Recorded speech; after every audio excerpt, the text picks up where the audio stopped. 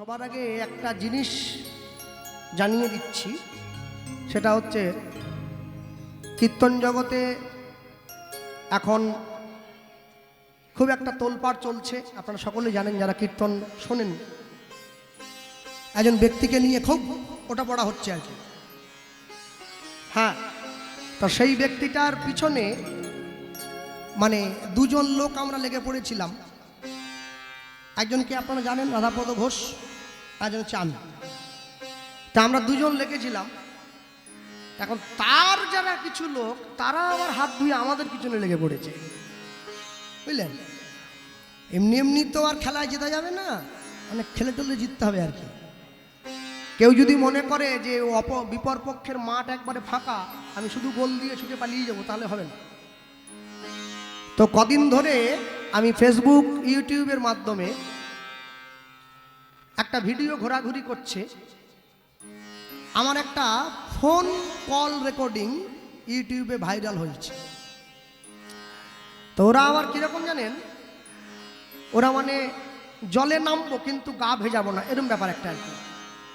আমার নামটা নেয় নাই, আমার ছবিটা দিয়ে দিয়েছে, বুঝলেন। নামটা নেয়নি, আমার ছবিটা দিয়েছে। বলছে কল রেকর্ডটা শুনুন, মানে মানুষকে শোনাচ্ছে কি। সেখানে আমিও শুনেছি কল রেকর্ড, বিবেকানন্দকে নিয়ে কিছু অশালীন কথা সেই রেকর্ডটার মধ্যে বাজানো হচ্ছে। আরেকটা কল রেকর্ড ঘোরাঘুরি করছে, সেটা হচ্ছে এই বিশ্বকবি রবীন্দ্রনাথ ঠাকুরকে নিয়ে নাকি কিছু অশালীন, সেখানেও নাম নেয়নি, আমার ছবিটা দিয়ে দিয়েছে, বুঝলেন। এখন কথা হচ্ছে এই যেগুলো করছে, এই যে এই কল রেকর্ড দিয়ে দিল, সেই কল রেকর্ড দিয়ে দিল, এগুলো করে কি বিশেষ লাভ কিছু হবে বলে মনে হয়? এগুলো করে কোনো লাভ হয় না। তুমি মানুষকে দুদিন একটু ব্যতিব্যস্ত করতে পারো, তুমি তাকে একটু ঝামেলায় ফেলতে পারো, তার সম্মানহানি করতে পারো, কিন্তু মনে রাখবে যে সম্মানহানি তোমার হয়েছে, এই সম্মানহানি আজ পর্যন্ত কারো হয় নাই। মানুষকে সম্মান দিলে সেই সম্মান ঈশ্বরে মেলে, সর্বশাস্ত্রে তাহার প্রমাণ পাই। কবিচণ্ডী দাস যিনি উচ্চকণ্ঠে বলেছেন, তিনি সবার উপরে মানুষ সত্য, দেখো তাহার উপরে নাই। নিতাই গৌর প্রেমানন্দে হরি বল হরি বল হরি বল। আজ থেকে 538 বৎসর পূর্বে কলিকালের মাটিতে শ্রীকৃষ্ণ চৈতন্য মহাপ্রভুর শুভ আবির্ভাব। মানুষের দরজায়, মানুষের সাজে, মানুষের বেশে ভগবান গিয়ে দাঁড়িয়েছেন। জীব নিত্য কৃষ্ণ দাস ইহা ভুলি গেল, মায়া পিশাচি জীবের গলেতে বান্ধিল। কৃষ্ণ নাম কর জীব আর সব মিছে, পালাইবার পথ নাই দেখো জম আছে পিছে। মনে রাখবেন, মানুষ পয়সা দিয়ে অনেক বড় একটা বাড়ি তৈরি করতে পারে, কিন্তু শান্তি কিনতে পারবে না। পয়সা দিয়ে বাজার থেকে অনেক দামি বই কিনে আনা যায়, কিন্তু বিদ্যা কোনোদিন কিনতে পাওয়া যায় না।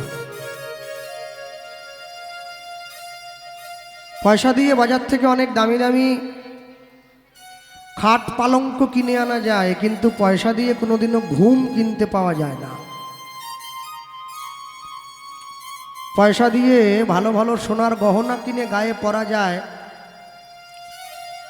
কিন্তু দৈহিক সৌন্দর্য কোনোদিন কিনতে পাওয়া যায় না। পয়সা দিয়ে অনেক দামি একটা ঘড়ি কিনে হাতে পরা যায়, কিন্তু সময় কোনোদিনও কিনতে পাওয়া যায় না। বলছে সোনার ঘড়ি টিক টিক টিক, যা কিছু হইতেছে সবই হইছে ঠিক। জীবন চলিয়া যায় নদীর স্রোতের প্রায়, যে ইহা না বুঝিল তারে ধিক শতধিক। আর পয়সা দিয়ে বাজার থেকে ভালো ভালো জামা কাপড় কিনে পরে ভালো মানুষ সাজার অভিনয় করা যায়, মনুষ্যত্ব কোনোদিন কিনতে পাওয়া যায় না, ওটা অর্জন করে নিতে হয়। নিতাই গৌর প্রেমানন্দে হরিবল হরিবল। মানুষের দরজায়, মানুষের সাজে, মানুষের বেশে ভগবান গিয়ে দাঁড়ালেন। সত্য, ত্রেতা, দাপর তিন যুগে যারা ভগবানকে ভালোবেসেছে তারা ভগবানের কাছে ছুটে গেছে। ভক্ত ভগবানের কাছে ছুটে গেল তিন যুগে। কলিযুগের মাটিতে ভগবান ছুটে গিয়েছে ভক্তের কাছে। আমাদের জন্য নাম করছেন স্বয়ং ভগবান। চৈতন্য মহাপ্রভুকে শুধুমাত্র ভগবান বানিয়ে সিংহাসনে বসিয়ে রেখে দিলে হবে না। মহাপ্রভুর যে ঐতিহাসিক সত্তা রয়েছে তার সম্বন্ধে আমাদেরকে অনুধাবন করতে হবে। এই হারিয়ে যাওয়া, ডুবতে থাকা বাঙালি জাতিটাকে আবার প্রাণ ফিরিয়ে দিয়েছিলেন এই শ্রীকৃষ্ণ চৈতন্য মহাপ্রভু নামধারী এই ব্যক্তি। মানুষের দরজায়, মানুষের সাজে, ভগবানের বেশে নয়, মানুষের বেশে গিয়ে ভগবান দাঁড়ালেন। আর মানুষের ঘরে দাঁড়িয়ে, মানুষের সম্মুখে দাঁড়িয়ে মানুষকে কৃষ্ণ নাম দান করলেন কোনো বিচার না করে। গৌরাঙ্গ বলিতে হবে পুলক শরীর। যেদিন দেখবেন ভগবানের নাম নিতে গিয়ে আমাদের দেহ কম্পিত হচ্ছে, ভগবানের নাম নিতে গিয়ে আমার সর্ব অঙ্গে শিহরণ হয়, সেদিন বুঝবেন আমার অন্তরে কোথাও না কোথাও একটু হলেও ভক্তির প্রকাশ হয়েছে। এরপরে বললেন, হরি হরি বলিতে মোর নয়নে বহে নীর। সারা জীবন কীর্তন শুনতে যাই নাচ দেখার জন্যে, হাসার জন্যে, আনন্দ করার জন্যে। যেদিন ভগবানের নাম শুনতে গিয়ে হরিনামের আসনে বসে আমার চোখে জল আসবে, সেদিন আমি বুঝবো এতদিন পর আমার কীর্তন শোনা সার্থক হয়েছে। আমি সারা জীবন শুধু আনন্দ করার জন্য কীর্তন শুনতে যাই, আজকে আমি ভগবানের নাম শুনে কাঁদার জন্য হরিনামের আসনে গিয়ে বসেছি। মানুষের দরজায়, মানুষের বেশে ভগবান এই কথাটাই প্রচার করলেন, কৃষ্ণ নাম কর জীব আর সব মিছে, পলাইবার পথ নাই দেখো জম আছে পিছে।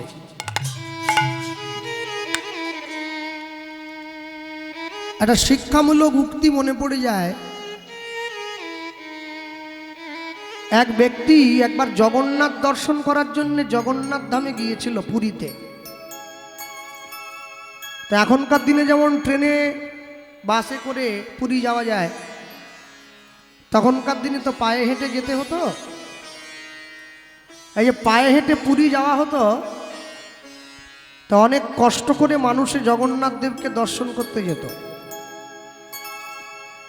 তো সেই ব্যক্তি যখন পুরীর মন্দিরে গিয়ে জগন্নাথ দেবকে দর্শন করার জন্য মন্দিরের ভেতরে ঢুকতে যাবেন, ঠিক সেই সময় জগন্নাথ মন্দিরের এক সেবক এসে সেই মানুষটিকে বাধা দিচ্ছে, বললেন আপনি ঢুকবেন না।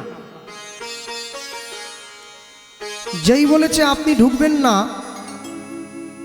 তখন সেই ব্যক্তি বলছে, কেন আমি ঢুকবো না, আমার দোষ কি? এত লোকে যাচ্ছে, তুমি তো কই কাউকে বারণ করো না, আমাকে বারণ করছো কেন? তিনি বললেন, জগন্নাথ দেব আপনাকে ঢোকার অনুমতি দেয় নাই, তাই আপনি ঢুকবেন না। তাহলে এখানে এত মানুষ আছে, এত লোক আছে, এত মানুষ জগন্নাথ দেবের দর্শনে যাচ্ছে, আর জগন্নাথ দেব বেছে বেছে আমাকেই না বলল? হ্যাঁ, খেজুর গাছের তলায় দাঁড়িয়ে কেউ যদি আসতে মদের দোকানে বসে কেউ যদি দুধের গ্লাস হাতে নিয়ে দুধ খায়, লোক কিন্তু বিচার করবে না, লোক বলবে ও মদ খাচ্ছে। কেন? ও তো বসে আছে মদের দোকানে। তাহলে মদের দোকানে বসে কেউ দুধ খায় নাকি? মানুষের ধারণাটা হয়ে গেছে এরকম, মানুষ বাইরে থেকে দেখে চট করে বিচার করে নেয়, ভেতরে ঢুকতে হবে তো। বলছে আপনি ঢুকবেন না, জগন্নাথ দেব না, এত লোককে না বলেনি, আমাকে না বললো। বললো আপনাকে না বলেছে। কেন না বলেছে? বলে কি জন্য না বলেছে, আমার কারণটা বলো। বলে কেন না বলেছে জানেন? শুনুন। বলে ত্রেতা যুগে যখন রাম রাবণের যুদ্ধ হচ্ছিল, আপনি সেই সময় রাক্ষসদের পক্ষে নিয়েছিলেন। যুদ্ধ শুরু হওয়ার আগে আপনি কাঁসর ঘন্টা বাজিয়ে রাক্ষসদেরকে ঘুম থেকে তুলতেন। তাই যেহেতু আপনি রাক্ষসদের দলে ছিলেন, তাই জগন্নাথ দেব নির্দেশ দিয়েছেন ওর মুখ আমি দেখব না। যেই বলেছে না, সেই লোকটা একবারে আনন্দ করে মন্দিরের সেবককে বলছে, দেখলাম না তোমাদের জগন্নাথের মুখ, যাও, তোমাদের জগন্নাথের ওই তো মুখ, বসে থাকো তোমাদের জগন্নাথ তার নিজের মুখ নিয়ে, নিজের মুখ নিজে দেখুক গিয়ে আয়নায়, দেখবো না জগন্নাথ, চলে যাচ্ছি বাড়ি। তো বাকি লোকেরা ডেকে জিজ্ঞাসা করছে, ভাই যে জগন্নাথকে দেখার জন্য তুমি এত দূর থেকে ছুটে এলে, সেই জগন্নাথ তোমার মুখ দেখবে না বলল, তুমি দুঃখ করো, তুমি কষ্ট পাও, তোর চোখের জল ফেলো, তুমি কিনা হাসতে হাসতে বাড়ি যাচ্ছ। বলে শোনো, তোমরা শোনোনি পুরোহিত কি বলল? কি বলল? ত্রেতা যুগ থেকে জগন্নাথ আমার মুখটা মনে রেখেছে, আমি রাক্ষসদের দলে ছিলাম। তারপরে দাপর যুগ গেছে, তারপরে কলিযুগ গেছে, এই যুগে আমি জগন্নাথকে ভালোবেসে তাকে দেখতে এসেছি। তাহলে ভগবান যার মুখ মনে রেখেছে সে ভগবানকে না দেখলেও চলবে, আমি না দেখি ভগবান তো আমায় দেখছে। আমি জগন্নাথের মুখ দেখিনি, কিন্তু জগন্নাথ তো আমার মুখটা মনে রেখেছে, এতেই হবে। জগন্নাথ যদি আমার মুখ মনে রাখে, তাহলে আমার জগন্নাথের কাছে যাওয়ার কি দরকার? যারা গুরু দীক্ষা নিয়েছে, ভজন করে, ভগবানের নাম গায়, আমার গুরুদেব বলতেন যে শোনো,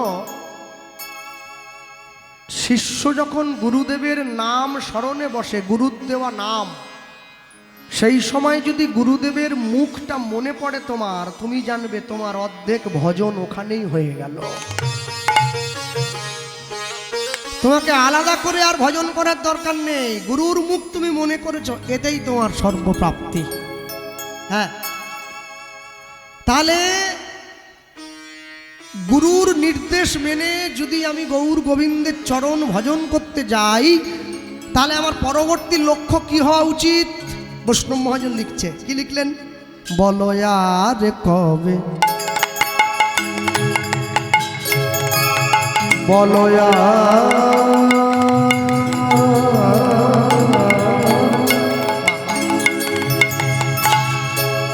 বলো আর কবে নিতা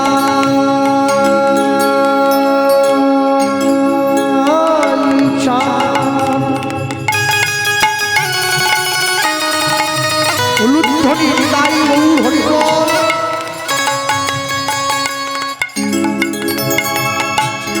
আমায় করুণা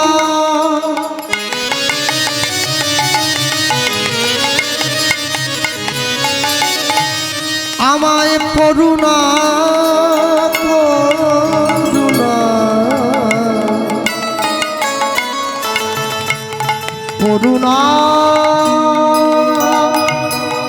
করিবে।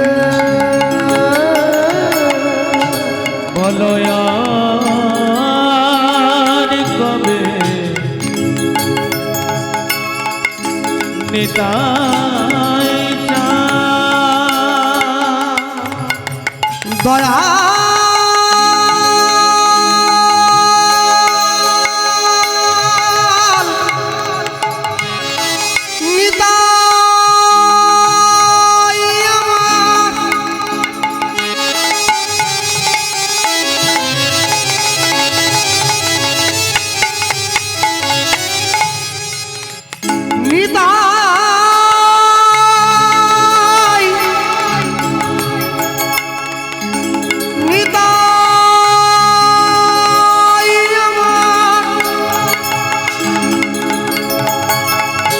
নিতাই আমার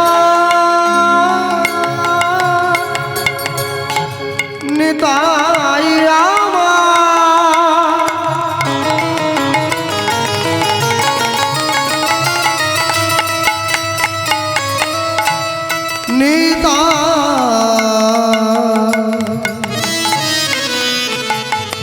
নিতাই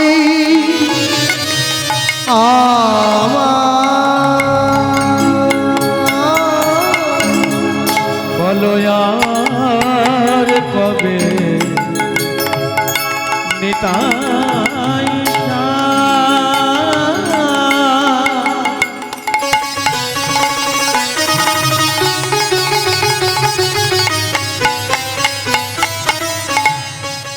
করুণা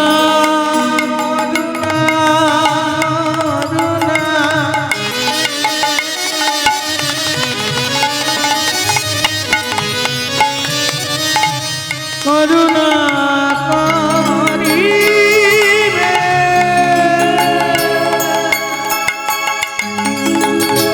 করুণা করিবে করুণা করিবে ওগো সংসার বাসনা কবে তুচ্ছ হবে বলো সংসার বাসনা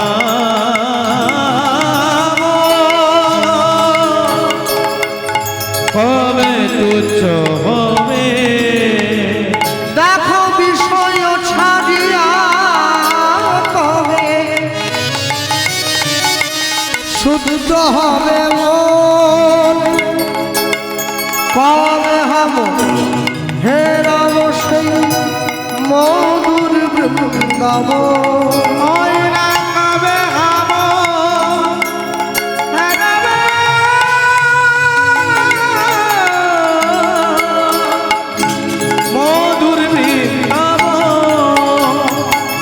মধুর বৃন্দাবনে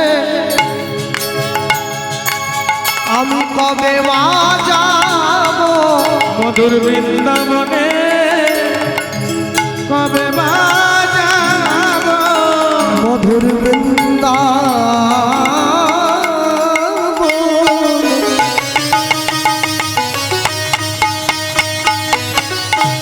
আমি কবে মা যাব মধুর বৃন্দাবনে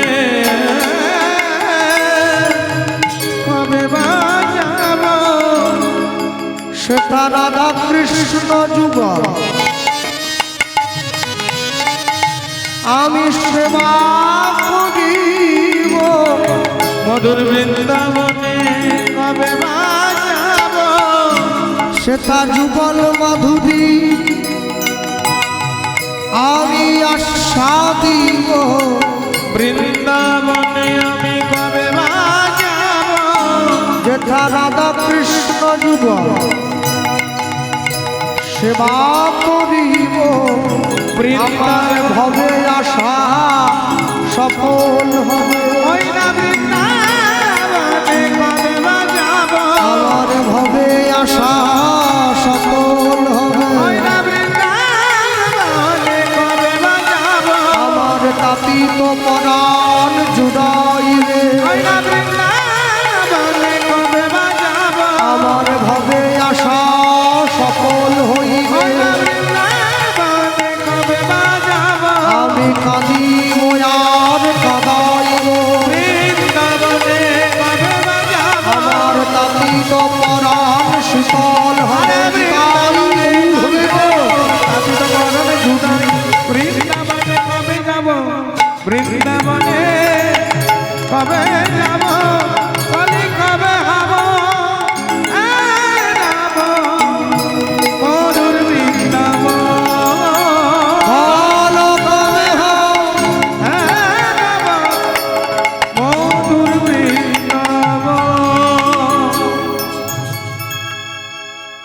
আজকে সারা বাংলার মানুষ যে বৃন্দাবনে ছুটে যায়, যারা বৃন্দাবনে ছুটে যাচ্ছে ভগবানের প্রেম আস্বাদন করার জন্যে, বৃন্দাবনে গিয়ে তারা ব্রজের ধুলোতে গড়াগড়ি দেয় রাধে দয়া করো কৃষ্ণ কৃপা করো বলে।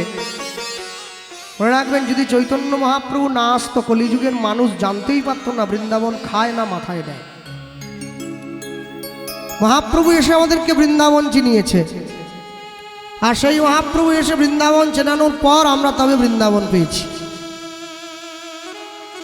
তাহলে যে মানুষ এতদিন ধরে যারা ভগবানকে ভালোবাসতো, ভগবানকে ভালোবাসতে চাইতো, কেন বলে খিদে পেলে খাওয়া আর খিদে না পেলে খাওয়া দুটো কিন্তু এক নয়। কারো যদি খিদে পায় সে যখন খেতে বসে সে কিন্তু চট করে খাবারের গুণাগুণ বিচার করে না, যে ডালে তেল নেই পটলে নুন কম, আর তখন তার পেটে খিদে, তো আগে পেটটা ভরাতে হয়। আর যার পেটে খিদে নেই সে খেতে বসার পরে খাবারের গুণাগুণ বিচার করতে বসে পড়ে, আলু ভাজাটা আরেকটু তেল দিয়ে ভাজলে ভালো হতো, একটু কাঁচা হয়েছে। যার হরিনাম গ্রহণের খিদে থাকে তারা 10 কিলোমিটার দূর থেকে সাইকেল চালিয়ে কীর্তন শুনতে যায়, আর যার হরিনাম গ্রহণের খিদে থাকে না সে বাড়ির পাশে শুয়েও ঘরের জানলা দরজা বন্ধ করে টিভিতে হিন্দি গান চালিয়ে দেয়। তাহলে সবার আগে লক্ষ্য রাখতে হবে আপনার হরিনাম গ্রহণের প্রতি আপনার তীব্রতা কতখানি আছে। আজকে যে গ্রামের মানুষ, যে পাড়ার মানুষ, যে এলাকার মানুষ, হরিনাম তো শুধু শেরপুর বাজারের নয়, গ্রামবাসী সকলে মিলে হরিনাম দিচ্ছে, সবার কাছ থেকে 2 টাকা 10 টাকা 5 টাকা ভিক্ষা করে করে কীর্তনে এক জায়গায় করে। তারপর এখন কথা হলো, যে 500 টাকা দিয়েছে, যে 50 টাকা দিয়েছে, আজকের ক্ষেত্রে কিন্তু দুজনের সমান অধিকার। কেন সে কম দিয়েছে বলে অধিকারটা কম, এবার তো বলা যাবে না, অধিকার দুইজনেরই সমান। কিন্তু আশ্চর্য কি জানেন, দেখবেন হরিনাম যখন আমাদের হয়, হরিনাম যে গ্রামে হয়, আসতে যে গ্রামে কীর্তন হয়, আমি গত বছরটা মনে শুধু বাদ পড়েছিল আমার, হ্যাঁ ডেটের সঙ্গে মেলে নাই, তো তাপসদা আমাকে বলতে দেরি করলো অনেক, যাই হোক। তো যে গ্রামে হরিনাম হয়, যে গ্রামে কীর্তন হয়, মনে রাখবেন হরিনামের কল্যাণ পেতে গেলে, হরিনামের কৃপা পেতে গেলে, আজকে আপনাদের গ্রামে হরিনাম হচ্ছে, আপনাদের প্রত্যেকের কাছ থেকে পয়সা নিয়ে হরিনাম হচ্ছে, মালসা ভোগ দিয়েছেন প্রত্যেকে। আমি আসার পরে শুনছিলাম নাকি 800 মালসা তৈরি করতো। 800 মালসা তো আর শুধুমাত্র ব্রাহ্মণ ঠাকুর একা বাড়ি বয়ে নিয়ে যাওয়ার জন্য করেনি, গ্রামের লোক দিয়েছে বলে হয়েছে।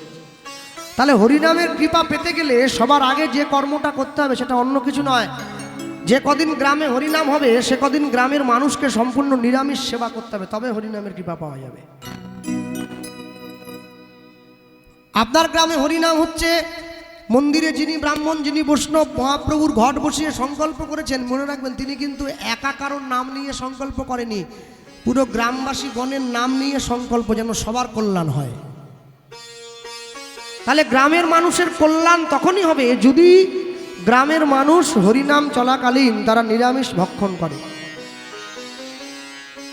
আমার গ্রামে কীর্তন হচ্ছে, আর আমি আমার বাড়িতে মেয়ে জামাইকে ভালো রাখার জন্য, মেয়ে জামাই এসছে, মেয়ে জামাইকে মাংসের ঝোল ভাত খাওয়ালাম, তারপরে কীর্তন শুনতে এসছে, খিদে পেলে ছুটে গিয়ে একটা ডিম সিদ্ধ কিনে খাচ্ছি।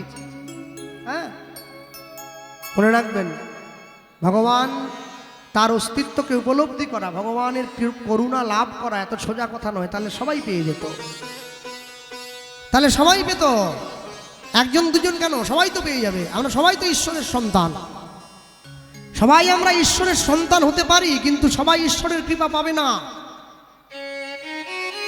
ঈশ্বরের কৃপা পেতে গেলে তার কৃপা যা করলে পাওয়া যায় সেই বিধিমেক কর্ম করতে হয়, তবে তার কৃপা পাওয়া যায়। হ্যাঁ, মনে রেখো, বলে ভগবান যখন আমাদের জন্ম দিয়েছিল আমাদেরকে তুলসী মালা পরিয়ে জন্ম দিয়েছে কি? বলে না। তাহলে ভগবান যদি তুলসী মালা পরিয়ে জন্ম আমাদের না দেয়, তাহলে আমার মনে হয় কি মালা পরার দরকার নেই। কেন ভগবান যদি মালাটা দরকারই মনে করতো, যে দরকার করতে হবে, তাহলে মালা পরিয়েই জন্ম দিত। মালা পরালো কি জন্য? মালা যখন পরায়নি তবে এখন না পড়লো। আচ্ছা বলুন, ভগবান যখন আমাদের জন্ম দিয়েছিল আমাদের কি পোশাক পরিয়েছিল কি? নীল জামা, জিন্সের প্যান্ট, এই শাড়ি কাপড়, এইসব ভগবান তো এমনি জন্ম দেয়। তাহলে ভগবান যদি মনে করতো যে পোশাকটা দরকার, পোশাক পরিয়ে দিতে পারতো, পোশাক না ছাড়া দিল দিল। পোশাক পরা হয় কেন? নিজের লজ্জাকে সম্বরণ করার জন্য। আমি যে সমাজে বাস করি সেই সমাজে আমরা সমাজকে সভ্য সমাজে গড়ে তুলেছি অসভ্য থেকে। পোশাক পরতে হয় লজ্জাকে নিবারণ করার জন্যে। ঠিক তেমনি ভাবে তুলসীর মালা গলায় দেওয়া হয় নিজের চৈতন্যকে জাগ্রত করার জন্য। হরি বল। তাহলে এখন প্রশ্ন করতে পারে কেউ, তাহলে বিনয় বাদল দীনেশ, সুভাষচন্দ্র বসু, বিশ্বকবি রবীন্দ্রনাথ, তারা কেউ তুলসীর মালা পরেনি, তার কি চেতনা জাগ্রত হয়নি? তারা তো এমনি ঘুরেছে, কেউ মালা পরেনি গলায়, সব এমনি ঘুরেছে। তাহলে তুলসী মালা না পড়লে যদি চৈতন্য জাগ্রত না হবে, তাহলে তারা তো কেউ তুলসীর মালা পরেনি। একটা কথা বলতে হবে সবার আগে, বিবেকানন্দের সঙ্গে, রবীন্দ্রনাথের সঙ্গে, বিনয় বাদলের সঙ্গে, ক্ষুদিরাম বসুর সঙ্গে যদি আমি আমার তুলনা করি, তাহলে আমার থেকে বড় বোকা দুনিয়ায় দ্বিতীয় আর কেউ নেই। পৃথিবীতে একজন মানুষ আসে যে একটা মানুষ পুরো সমাজকে সংশোধন করে দেয়, সেই মানুষটার ধারে কেউ যেতে পারবে না। সে একটা গণ্ডির মধ্যে আবদ্ধ নয়। বিশ্বকবি রবীন্দ্রনাথ ঠাকুর বললেন, উত্তম নিশ্চিন্তে চলে অধমের সাথে, যিনি মধ্যম তিনি চলিবেন তফাতে। একটা চোর প্রত্যেক দিন সাধুর আশ্রমে গিয়ে বসে, গণিকা লক্ষ্মীরা যখন হরিদাস ঠাকুরের কাছে গিয়ে বসেছিল, একদিন, দুদিন, 3 দিন, 4 দিনের দিন কিন্তু লক্ষ্মীরা সাজ পোশাক সেজে আর যায়নি, এমনি গিয়েছিল শুধু একটা শাড়ি পরে। কেন? নববিধা ভক্তির প্রথমেই আছে শ্রবণং, কীর্তন শ্রবণ করো, তারপরে আছে কীর্তনম। তারপরে 5 দিনের দিন হরিদাস ঠাকুরের কাছে গিয়ে লক্ষ্মীরা হরিদাস ঠাকুরের চরণে লুটিয়ে পড়েছে, বাবাজি জগতে বহু মানুষ দেখেছি, তোমার মতো মানুষ দেখি নাই। তাহলে হরিদাস ঠাকুরকে উত্তম ব্যক্তি, লক্ষ্মীরাকে অধম ব্যক্তি। কই লক্ষ্মীরা ছোঁয়া পেয়ে হরিদাস ঠাকুর তো সাধু থেকে চোর হয়ে যায়নি। উত্তম নিশ্চিন্তে চলে অধমের সাথে, যিনি মধ্যম তিনি চলিবেন তফাতে। মধ্যম কারা? সংসারী ব্যক্তি যারা, তাদেরকে রাস্তায় চলতে হবে খুব হিসেব করে। তাই বৈষ্ণব মহাজন লিখছেন, তুমি যদি মহতের কৃপা পেতে পারো, তোমার জীবনের কর্ম তুমি হাসিল করতে পারবে। মহতের কৃপা কি? তাকিয়ে দেখো, রূপ রঘুনাথ পদে হইবে আকুতি, রূপ রঘুনাথ পদে হইবে আকুতি, রূপ রঘুনাথ পদে হইবে আকুতি, রূপ রঘুনাথ পদে হইবে আকুতি। কবে হাম হেরব সেই যুগল প্রীতি, কবে হাম হেরব সেই যুগল প্রীতি। রূপ রঘুনাথ পদে রঘুমরয়াস, রূপ রঘুনাথ পদে রঘুমরয়াস, রূপ রঘুনাথ পদে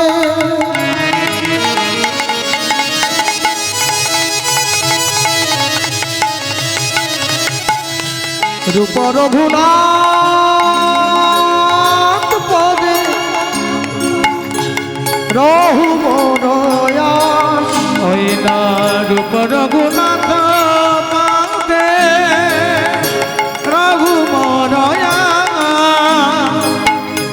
প্রার্থনা করে সদাই নরোত্তম দাস, নিতাই গৌর হরি বল। প্রার্থনা করগে সদা নরোত্তম দাস।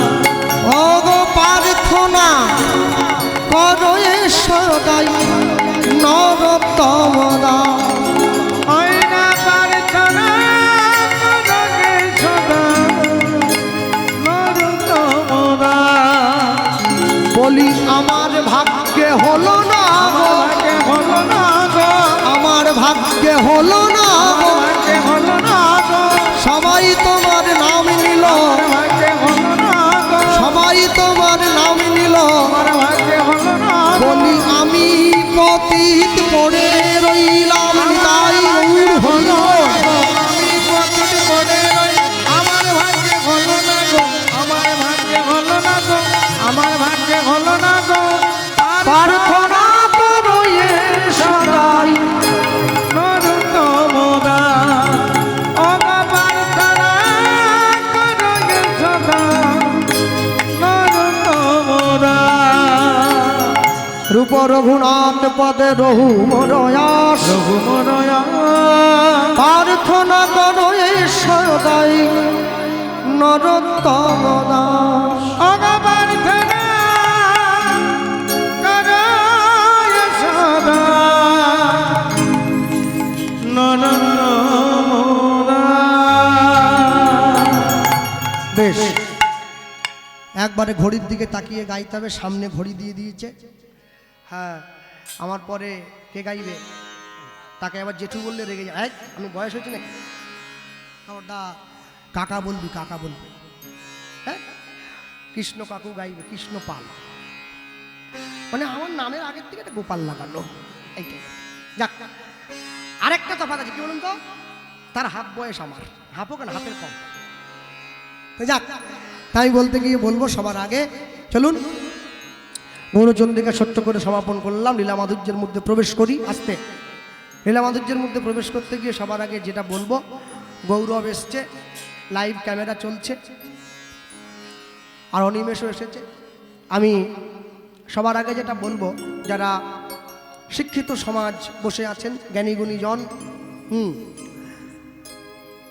তা আমি সবার আগে একটা জিনিস জানিয়ে দিচ্ছি, সেটা হচ্ছে কীর্তন জগতে এখন খুব একটা তোলপাড় চলছে। আপনারা সকলে জানেন যারা কীর্তন শোনেন, একজন ব্যক্তিকে নিয়ে খুব ওটা পড়া হচ্ছে আর কি। হ্যাঁ, তো সেই ব্যক্তিটার পিছনে মানে দুজন লোক আমরা লেগে পড়েছিলাম।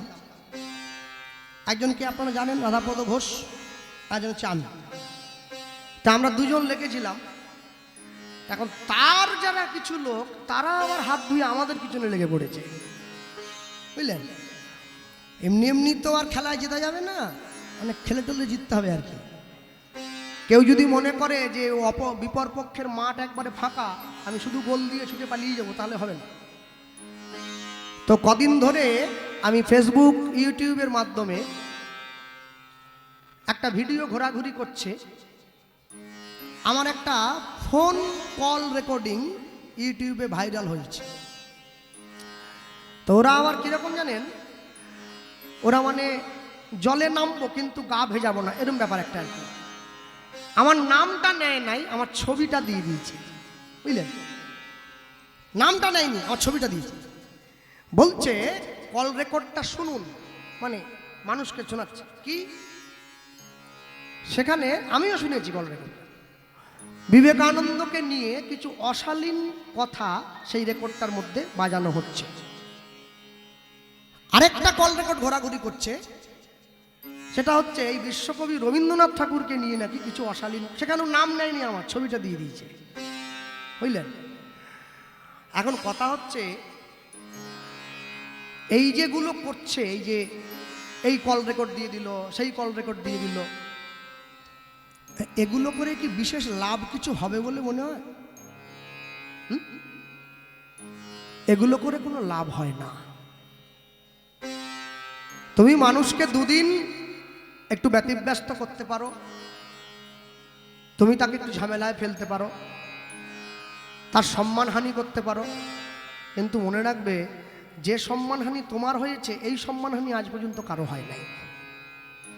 হ্যাঁ, তো সেই দিকে তাকিয়ে আজকের এই লাইভ অনুষ্ঠান যারা দেখছেন, কীর্তন জগতে বিবেকানন্দ সম্বন্ধে এবং বিশ্বকবি রবীন্দ্রনাথ সম্পর্কে যে কথা আমি প্রচার করেছি, এ তাবৎ আমার আগে এত ভালো কথা কেউ প্রচার করেছে বলে আমার জানা নেই। এবং সেটা ওই নিতাই গৌর কীর্তন চ্যানেল থেকে প্রায় 5.5 থেকে 6 লক্ষ ভিউয়ার আছে। তো ওরা কোনোভাবে চাইছে একটু আমাকে দমিয়ে টমিয়ে দেওয়ার, একটু ভয়টাই পাইয়ে দেবে আর কি, বুঝলেন। তো মাঝে মাঝে আবার ফোন করে, আমি অমুক অফিস থেকে অফিসার বলছি, আপনি বিবেকানন্দের নামে এই কথা বলেছে, সাহস আপনার কম না।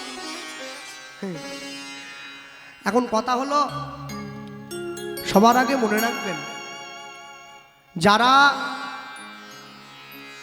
একটুখানি কথা আসতে, একটা মানুষ, আমি যদি কাউকে ফোন করি, আমি যদি আপনাদের সঙ্গে কারোর সঙ্গে ফোনে কথা বলি, তাহলে ফোন করেই কি কারণ আমি উল্টোপাল্টা বলতে আরম্ভ করে দেবো? একটা কোনো টপিক থাকবে, তো একটা সাবজেক্ট আছে, তো এই বিষয়টা এখান থেকে এলো, আগে কিছু থাকবে, পরে কিছু থাকবে, সেটা কোথায়? মাঝখানে একটুখানি কথা, ওই কথা দিয়ে কিচ্ছু প্রমাণ হবে না। ওই কথাটা দিয়ে কারো সম্মানহানি করা যায় না। কদিন আগে আপনারা জানেন তো সকলে, রাধাপদ ঘোষ দুটার ছবি দেওয়া হয়েছিল ইউটিউবে।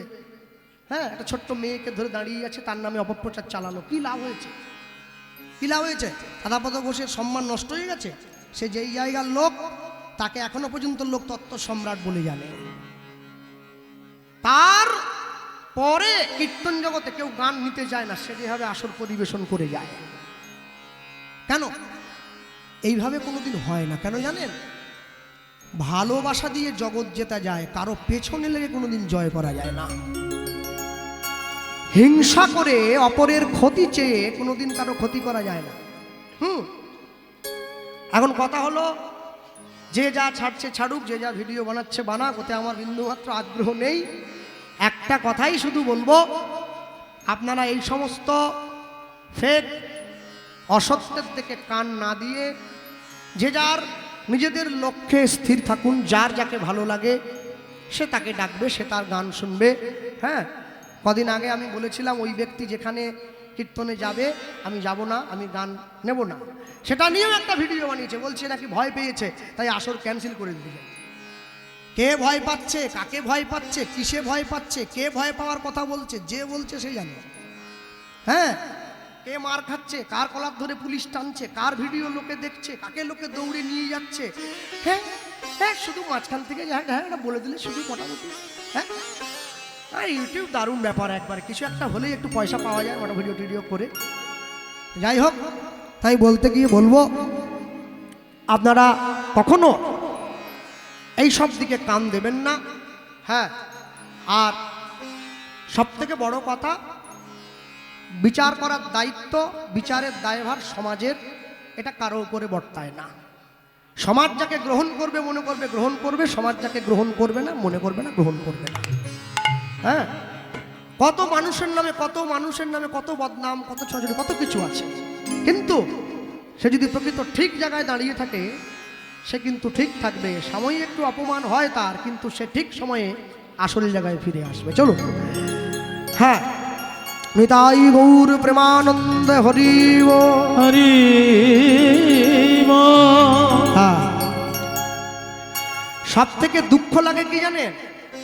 একটা জায়গায় গিয়ে বলেছিলাম, বিদ্যাসাগর যে কালে পড়াশুনো করেছিলেন, বিদ্যাসাগর আমার জেলার মানুষ, আমার বাড়ির থেকে 20-30 কিলোমিটার দূরে বাড়ি। বিদ্যাসাগর মশাই যে কালে পড়াশুনো করেছিলেন, এখন তো শিক্ষা ব্যবস্থা উন্নত হয়েছে অনেক। আমি আসরে দাঁড়িয়ে বলেছিলাম যে বিদ্যাসাগরের থেকে বর্তমান দিনে যদি খাতায় কলমে দেখা হয়, অনেক শিক্ষিত ছেলে পাড়ার মোড়ে ঘুরে বেড়ায়, কিন্তু হতে পারবে না কেউ বিদ্যাসাগর। বিদ্যাসাগর একজনই, শিক্ষা আলাদা, জ্ঞান আলাদা। ওরা সেটা নিয়েও একটা ভিডিও বানিয়ে ফেলেছে। কি অসভ্য চিন্তা করি, বলে আমি নাকি বিদ্যাসাগরকে ছোট করছি। বোকা কোথাকার। হ্যাঁ, বিদ্যাসাগরকে আমি কেন, তুমি ওইটা নিয়ে ভিডিও বানানো মানে বিদ্যাসাগরকে তুমি ছোট করেছো, আমি নয়। কেন? আমি কোনো উচ্চ পদের অফিসার নয়, আমি সাধারণ মানুষ, কিন্তু কীর্তন জগতে সবাই আমাকে চেনে। হ্যাঁ, এই যে মাইক দাদা ভাই বসে আছে, তখন ইউটিউব আসেনি, আজ থেকে 18 বছর আগে সিরাকল নস্কর পাড়া এর সঙ্গে আমার প্রথম সাক্ষাৎ হয়েছিল, 18 বছর আগে। তো এর কাছে দাঁড়িয়ে কেউ যদি বলে যে গোপাল কৃষ্ণ পাল বিদ্যাসাগরে গালাগালি দিল, একে বলে ওটা বিশ্বাস করানো যাবে না, কারণ আমার সঙ্গে বসে কথা বলে। অতএব যারা কাছ থেকে আমার সঙ্গে বসে কথা বলেন, যারা জানেন, নতুন করে আমার কাউকে বোঝানোর কিছু নেই। আমি বলতে গিয়ে শুধু একটা কথাই বলবো, যার যেটা ভালো লাগবে সে সেটা গ্রহণ করবে, লীলা মাধুর্য পরিবেশন করবে। আজ বলতে গিয়ে সবার আগে যারা আমরা ভক্তি জগৎ আশ্রয় করেছি, আমরা সকলে জানি বৈষ্ণব জগতে 6 জন বৈষ্ণবকে আমরা দেখতে পাই। 6 জন বৈষ্ণবকে জয়রূপ সনাতন ভট্ট রঘুনাথ, ভট্ট রঘুনাথ, শ্রীজীব গোপাল ভট্ট দাস রঘুনাথ, দাস রঘুনাথ, এই 6 গোসাইয়ের করি চরণ বন্দন, চরণ বন্দন, যা হইতে বিঘ্ন নাশ অভীষ্ট পূরণ। অভীষ্ট পূরণ। জয়রূপ সনাতন ভট্ট রঘুনাথ, শ্রীজীব গোপাল ভট্ট দাস রঘুনাথ, এই 6 গোসাইয়ের করি চরণ বন্দন, যা হইতে বিঘ্ন নাশ অভীষ্ট পূরণ। এই যে ষড়গোস্বামীর কথা আমরা আলোচনা করলাম, এই ষড়গোস্বামী শুধু নয়, বৈষ্ণব জগতে 4 জন ব্যক্তি আছেন যাদের শিরোপা আজ পর্যন্ত কেউ নষ্ট করে দিতে পারেনি। 4 জন ব্যক্তিকে প্রথমে আসুন। নামে ঠাকুর হরিদাস। হরিদাস ঠাকুরের মতো এত নাম, হরিনাম কীর্তন জগতে আজ পর্যন্ত কেউ গাইতে পারেনি।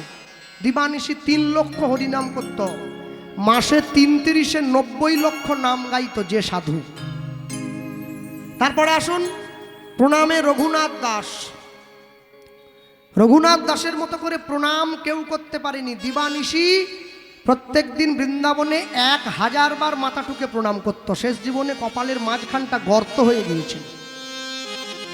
3 নম্বর আচার্য শ্রী রামানন্দ। রামানন্দ রায়ের মতো করে গৌর ভক্তির আচরণ আজ পর্যন্ত কেউ প্রচার করতে পারেনি। আর 4 হরিনাম প্রচারের শ্রীপাদ নিত্যানন্দ। নিতাই চাঁদের মতো করে হরিনাম প্রচার আজ পর্যন্ত কেউ করতে পারেনি বৈষ্ণব জগতে। জগাই মাধাইয়ের কাছে মার খেয়েও পর্যন্ত হরিনাম প্রচার করেছে। তারা বলতে গিয়ে এই যে ষড়গোস্বামী, তাদের মধ্যে থেকে এক গোস্বামীর কথা আমরা আলোচনা করব। লীলা মাধুর্য পরম বৈষ্ণব শ্রীল রঘুনাথ দাস গোস্বামীর জীবনী কথা। নিতাই গৌর প্রেমানন্দে হরি বল, হরি বল। সবার আগে আমি বলতে গিয়ে বলবো আস্তে, এই হরিবাসর দীর্ঘদিনের পরিচিত এবং পুরনো হরিবাসর হুগলি জেলার আদি সপ্তক গ্রাম, মানে ব্যান্ডেল বলে একটা জায়গা আছে, হাওড়ার থেকে ট্রেন যায়। এই ব্যান্ডেল থেকে 21 কিলোমিটার দূরে একটা গ্রাম পড়ে, যে গ্রামটার নাম হচ্ছে আদি সপ্তক গ্রাম। এই আদি সপ্তক গ্রামে 2 জন জমিদার, একজন হচ্ছে হিরণ্য দাস, আরেকজন হচ্ছে গোবর্ধন দাস। একই মায়ের পেটে 2 ভাই। 2 ভাইয়ের কাজ কি ছিল না, 2 ভাই সারা বাংলার থেকে খাজনা আদায় করে দিল্লিতে হুসেন শাহের দরবারে পাঠাতো। 2 ভাইয়ের এই কর্মে খুশি হয়ে আজ থেকে 500 বছর আগে হুসেন শাহ এই 2 ভাইকে বেতন দিতেন বছরে 9.5 লক্ষ টাকা, যেটা বর্তমান বাজারে 100 কোটি টাকার সমান। তাহলে 2 ভাইয়ের জীবনে কোনো পয়সার অভাব ছিল না, গাড়ি বাড়ি সম্পত্তির অভাব ছিল না। একটা অভাব ছিল, কিসের জানেন? এই 2 ভাইয়ের কোনো সন্তান ছিল না জমিদারিটা ভোগ করার মতো। নিত্য নিত্য গিয়ে ভগবানের কাছে জানাতো, প্রভু একটা সন্তান দাও, আমাদের মৃত্যুর পরে জমিদারিটা ভোগ করবে কে? কে জমিদার হবে? ভগবান বলে, সন্তান তোমরা চাইছো বটে, কিন্তু আমি তোমাদের সন্তান দেব না। কেন জানো? তোমাদেরকে সন্তান দেইনি বলে তোমরা আমায় ডাকছো, যদি দিয়ে দেই তাহলে আর তো ডাকবে না। মানুষ যখন সুখে থাকে ভগবানকে ডাকে না, মানুষ যখন দুঃখে থাকে তখনই ভগবানকে ডাকে। আজকে 2 ভাই মনে মনে ঠিক করলো, এতদিন পর্যন্ত নিজেদের জন্য সন্তান চেয়েছি, আজকে আমরা 2 ভাই মিলে যুক্তি করব, মন্দিরের মধ্যে বসে গোবিন্দের চরণটা ধরে বলবো, আজকে আমাদের জন্য সন্তান চাইতে আসিনি, আজকে সন্তান চাইতে এসেছি, আমাদের মৃত্যুর পরে তোমার সেবা করবে কে, সেই জন্য একটা সন্তান দাও। বুদ্ধি করে দিয়েছে, ঘুরিয়ে নাক ধরাচ্ছে। ভগবানের মন্দিরে গিয়ে 2 ভাই গোবিন্দ চরণটা জড়িয়ে ধরে ভগবানকে বলছে, প্রভু এতদিন পর্যন্ত আমাদের জন্য সন্তান চাইলাম, আর আজকে সন্তান চাইতে এসেছি আমাদের জন্য নয়, আমাদের মৃত্যুর পরে তোমার সেবা করবে কে, সেই জন্য একটা সন্তান দাও। ভগবানের মন্দিরের দরজাটা বন্ধ করে ভগবানকে চরণটা জড়িয়ে ধরেছে, কি বলল? জয় রাধা রমণ জয় কুঞ্জ বিহারী। জয় রাধা রাম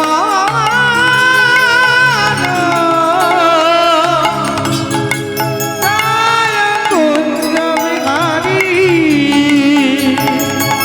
জয় রাধা রমণ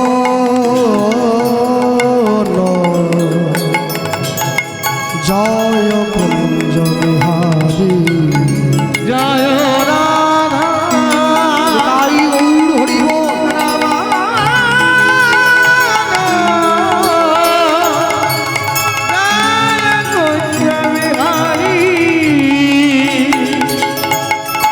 জয় যশোদা নন্দন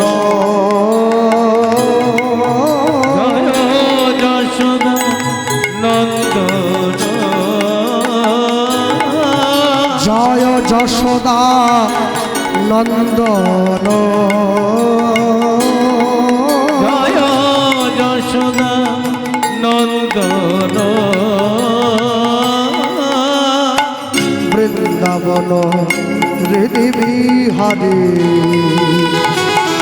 জয় রাধা তাই গৌর হরি হরি বল হরি বল।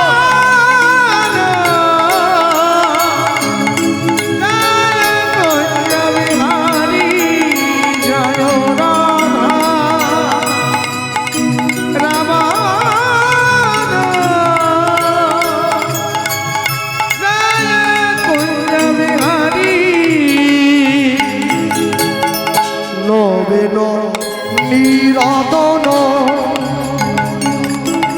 জয় শ্যাম সুন্দর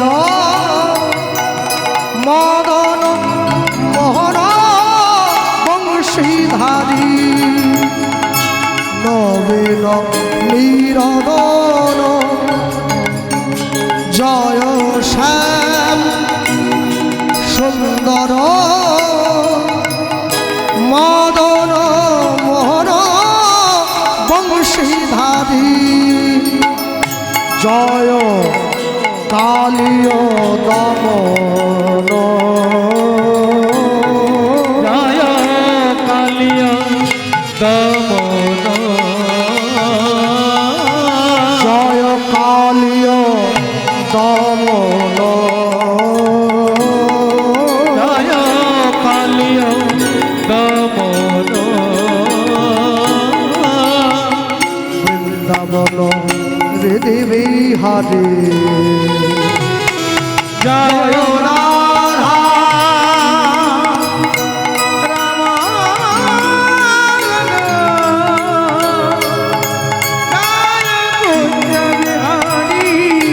জয় রাধা রমণ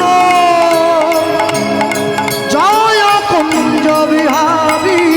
জয় রাধা দেখা দাও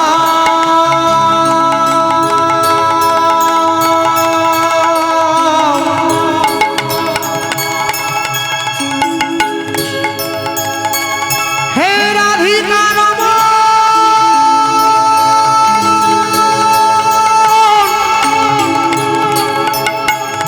গোপীজন বল্লভ দেখা দাও দেখা দাও দেখা দাও। জয় কালীয় দমন জয় কালিয়া দমন। বৃন্দাবন হৃদি বিহারী। জয় রাধা রমণ জয় কুঞ্জ বিহারী। জয় রাধা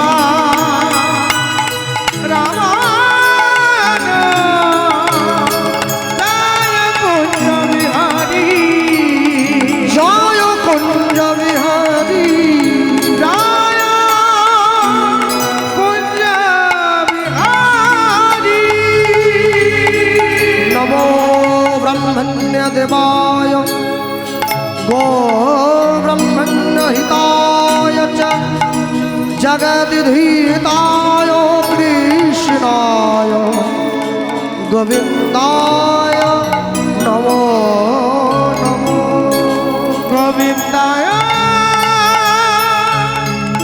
নমো নমো।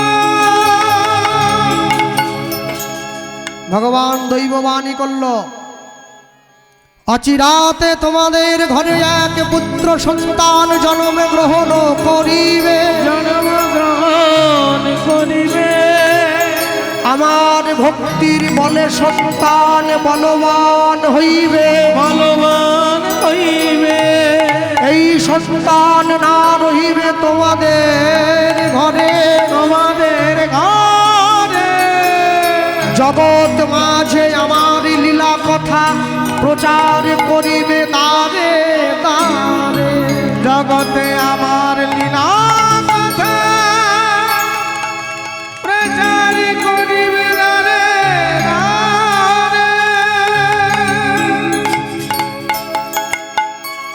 দুই ভাই ভগবানকে প্রণাম করে মন্দিরের বাইরে এসে চোখ মুখ মুছে এক ভাই আরেক ভাইকে বলছে, কি রে, কি ভগবান তো বলল আমাদের ঘরে ছেলে হবে।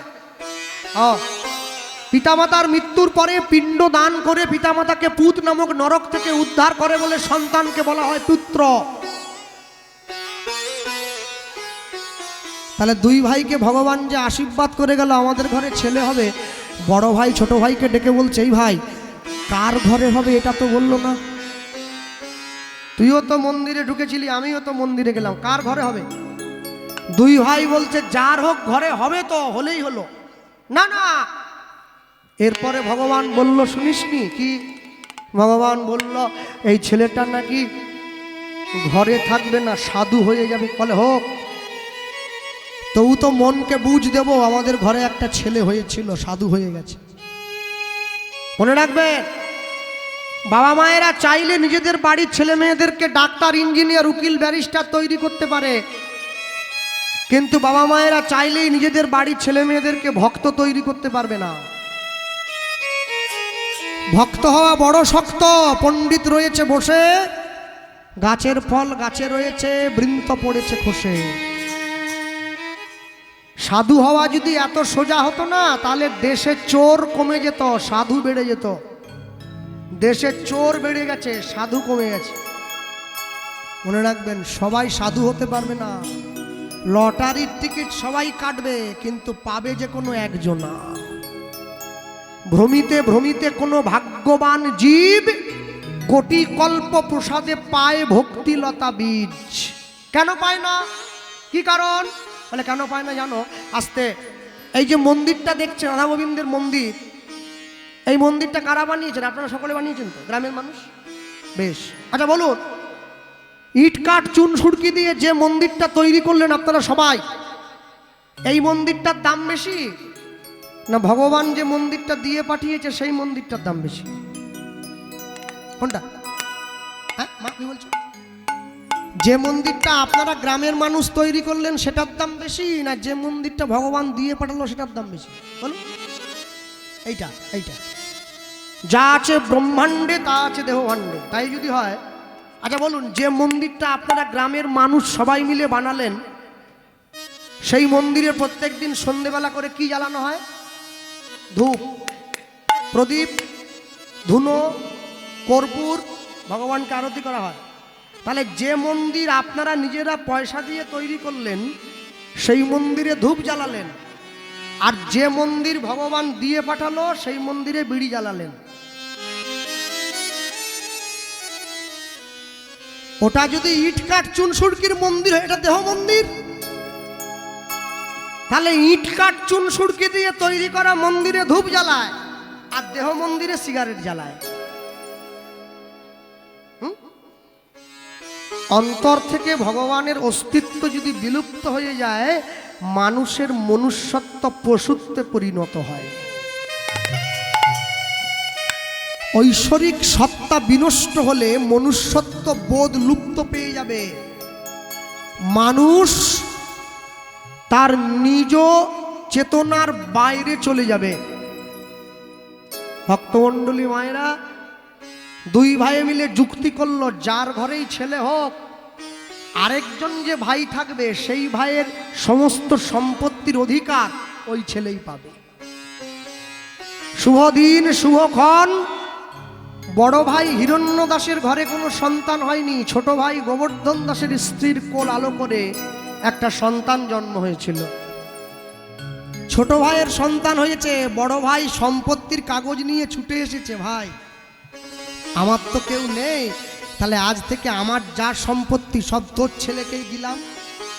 হ্যাঁ ভালো জিনিস তো, খুব ভালো, কিন্তু আমাকে একটা জিনিস দিতে হবে, যে কি তোর ছেলের শুধু নামে আর কি, তোর ছেলের বাবা হওয়ার অধিকারটা আমাকেও একটু দিতে হবে। যেমন আমি তোকে সম্পত্তি দিলাম, যেমন আমি তোকে সম্পত্তির অধিকার দিলাম, তেমন এই সন্তানের বাবা হওয়ার অধিকারটা দে। আজ থেকে এই ছেলেটার বাবার নাম হিরণ্য গোবর্ধন দাস।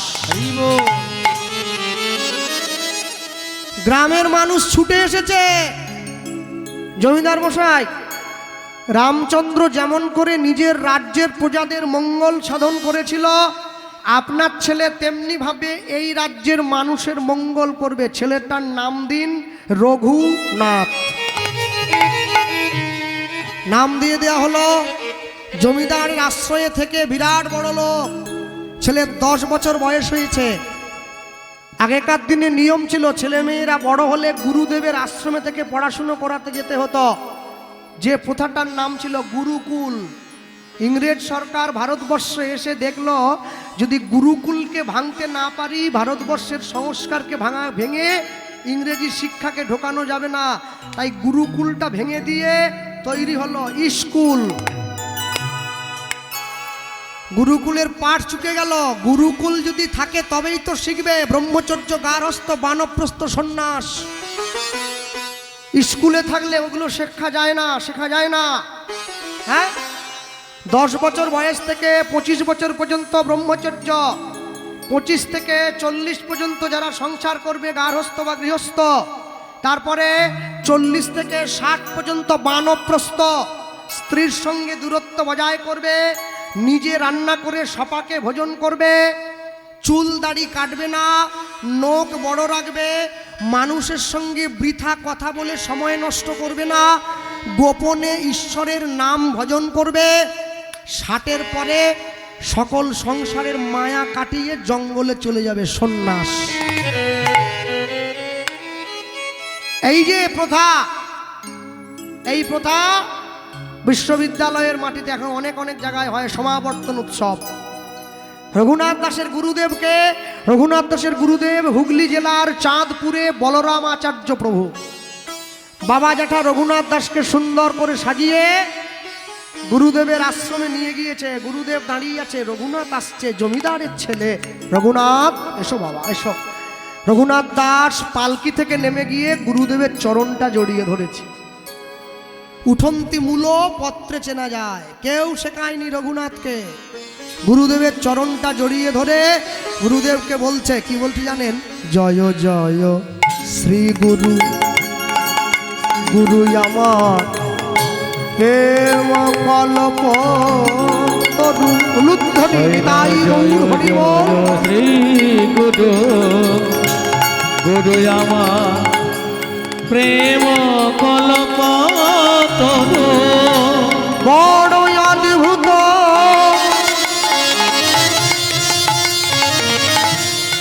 অদ্ভুত যাক পরকাশ, অদ্ভুত যাক পরকাশ। আস্তে, যারা সাধুগুরুর চরণ আশ্রয় করেছেন সকলে বুঝে গিয়েছেন, এই গানটা কিন্তু আমার বানানো গান নয়, এটা মহাজন পথ। বড় অদ্ভুত যাক পরকাশ, বড় অদ্ভুত যাক পরকাশ। শ্রী গুরুদেবে অদ্ভুত প্রকাশ, গুরুদেবে অদ্ভুত প্রকাশ। অবজার কৃপাতে হয় মায়া না। শ্রী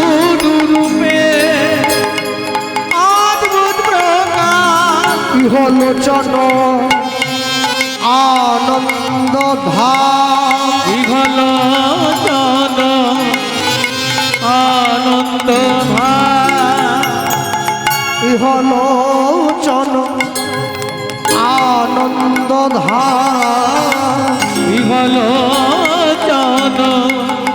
আনন্দ আমার হিয়া জ্ঞান অগতি মির বড় জ্ঞান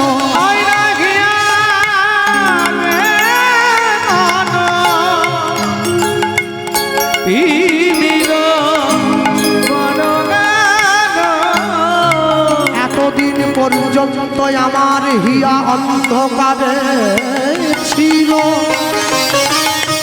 গুরুরূপী করুণা পেয়ে আমার হিয়া জ্ঞানের আলোয় উদ্ভাসিত হল হিয়া অজ্ঞান অগতি মির বড় জ্ঞান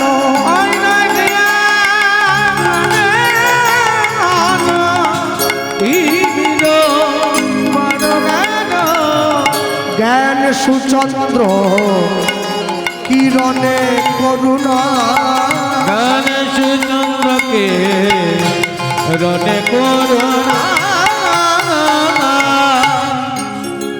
রঘুনাথ দাসকে বুকের মধ্যে জড়িয়ে ধরে গুরুদেব জিজ্ঞাসা করছে, রঘুনাথ এত ভালো ভালো কথাগুলো তুমি কোথায় শিখলে বাবা? গুরুদেব কেউ শেখায়নি, কেউ শেখায়নি আমায়। আপনাকে দেখে আমার ভালো ভালো কথাগুলো মনে পড়ে গেল। যাকে দেখিলে মুখে আসে কৃষ্ণ নাম, জানিবে সেই বৈষ্ণব, তাকে করিবে প্রণাম। যাকে দেখে আপনার কৃষ্ণ নাম বলতে ইচ্ছে করবে, জানবেন তিনি ভক্ত, তিনি বৈষ্ণব। হ্যাঁ?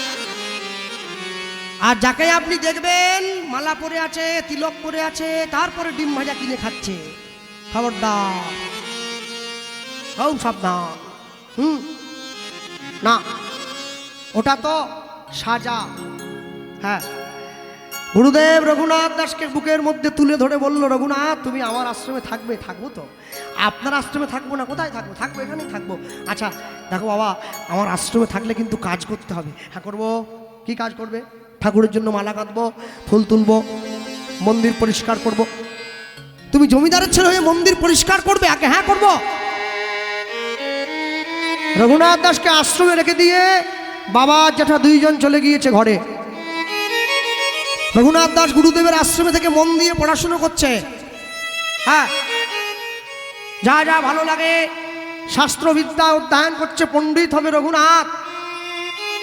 একদিনকে গুরুদেব গিয়ে রঘুনাথ দাসের সামনে দাঁড়িয়ে বলছে, রঘুনাথ আমাদের আশ্রমে একজন মহাজ্ঞানী পণ্ডিত সাধু আসবেন। কে? আজকে আমাদের আশ্রমে নামাচার্য ছিল ঠাকুর হরিদাস আসবেন, তুমি তাকে দেখতে যাবে? হ্যাঁ হ্যাঁ যাবো যাবো গুরুদেব, আমাকে নিয়ে চলুন না। কে আসবে দেখি একবার, চলুন নিয়ে চলুন। গুরুদেব রঘুনাথ দাসের সামনে গিয়ে বলছেন, রঘুনাথ হরিদাস ঠাকুর তো আমাদের আশ্রমে আসবে, আর হরিদাস ঠাকুরকে দেখার জন্য সবাই যাবে, তুমি কি যাবে বাবা? যাবো না? চলুন না। আশ্রমের সমস্ত ছাত্ররা মিলে সবাই ছুটে গিয়েছে, আর হরিদাস ঠাকুর এসে একটা আসনে বসেছে। সব ছাত্ররা সামনে লাইন দিয়ে সারি সারি বসে আছে, আর রঘুনাথ দাস সবার থেকে ছোট, সবার সামনে গিয়ে বসেছে। হরিদাস ঠাকুরের মুখের দিকে তাকিয়ে আছে এক দৃষ্টে। হরিদাস ঠাকুর রঘুনাথের দিকে তাকিয়ে বলছে, বাবা তুমি কে গো? বলে আমি কে সেটা পরে বলবো, আগে বলো তুমি কে? হরিদাস ঠাকুর বলছে, আমার নাম হরিদাস। বাহ, শোনো তুই কি জন্য এলে? বলে কেন এলাম জানিস? এই শোন, এতদিন পর্যন্ত সারা বিশ্বজগতের ভগবান দুই দেহ হয়ে লীলাবিলাস করেছে।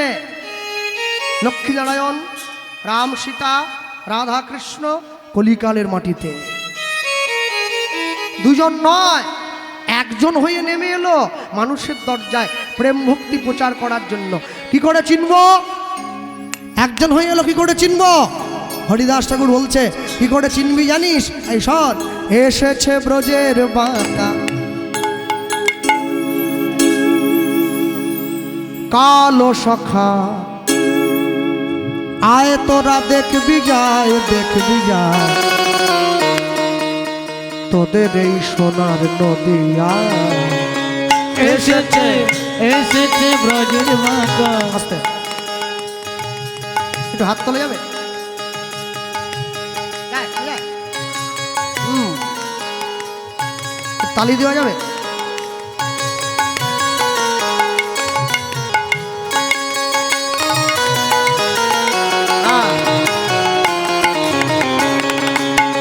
এসেছে এসেছে ব্রজের বাঁকা কালো সখা, আয় তোরা দেখবি গায় দেখবি গায় তোদের এই সোনার নদিয়ায়।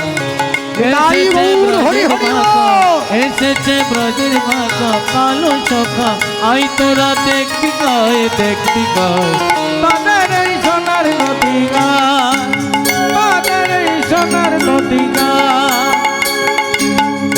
শোনো, রং ফিরেছে ঢং ফিরেছে, ওই না রঙে ফিরেছে ঢঙে ফিরেছে। মায়ের হাত আমি খবরদার, ডবল হয়ে গেছে, ডবল ডবল, বুঝছো না? লক্ষ্মীর ভান্ডার, লক্ষ্মীর ভান্ডার 500 নেই 1000। হাততালি আমাকে দেখ, বিরাট হাসি একবারে, হ্যাঁ হাততালি ডবল হয়ে যাবে। তার কালো বরণ নাই, রাই অঙ্গে অঙ্গ মেখে গৌর হলেন তাই। ও তার কালো তাই গৌর হরি হরি বল। ওই নারায় অঙ্গে অঙ্গ মেখে গৌর হলো তার। ও তার কালো বরণ নাই, আবার রাই অঙ্গে অঙ্গ মেখে গৌর হলেন তাই। ও তার কালো বরণা ওই নারায় অঙ্গে অঙ্গ মেখে গৌর হলো তার। ব্রজের ধুলো খেলা প্রেমের খেলা খেলতে এলো এ ধরায় এ ধরায়। তোদের এই সোনার নদিয়া হরি হরি বল। এসেছে ব্রজের বাঁকা, এসেছে ব্রজের বাঁকা কালো সখা, আই তোরা দেখবি গায় দেখবি গায় তোদের এই সোনার নদিয়া, তোদের এই সোনার নদিয়া, তোদের এই সোনার নদিয়া।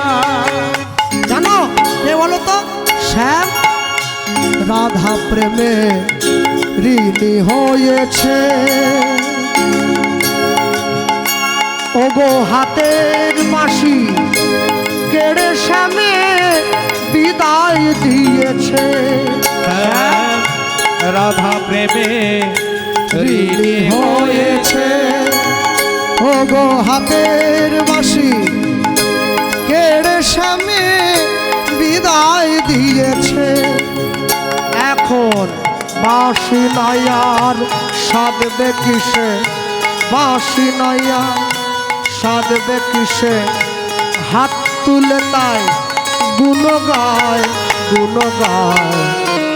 তোদের এই সোনার তাই গৌর হরি বল। এসেছে ব্রজের বাঁকা, এসেছে ব্রজের বাঁকা কালো সখা, আয় তোরা দেখবি গায় দেখবি গায় তোদের এই সোনার নদিয়া, তোদের এই সোনার নদিয়া, তোদের এই সোনার নদিয়া, তোদের এই সোনার নদিয়া।